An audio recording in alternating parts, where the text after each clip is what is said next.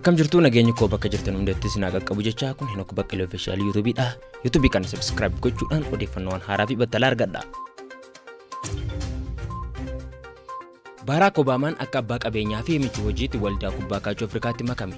Pirezidaantiin duraanii Ameerikaa Barack Obamaan waldaa kubbaa kaachoo biyyaalessaa Afrikaa NBA akka abbaa qabeenyaa harka xiqqaa keessaa qabuu fi michuu ta'uun itti makame.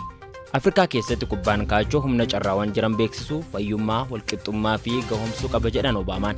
NBA Afrikaa qaama waldaa biyyaalessa kubbaa kaachoo yoo ta'u, liigii kubbaa kaachoo Pan Afrikaa haaraa deeggara. Kunis sirna eebba isaa ji'a caamsaa keessa garee 12 biyyoota 12 irraa ijaaramaniin geggeeffame. Dorgommiin kun haala jireenya dargaggoota Afrikaa fooyyessuu irrattis sagantaa hojjetu qaba. Haleellaa saalaa irratti hundaa'ee hambisuuf hubannoo uumuu fi barnoota shamarranii jajjabeessuu irrattis ni hojjeta.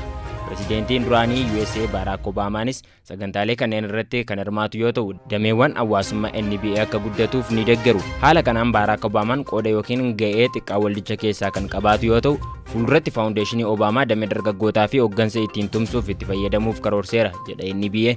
Obamaan kubbaan kaachoo humna namoota walitti fiduuf ga'umsu qaba jedhan sadarkaa ga'umsa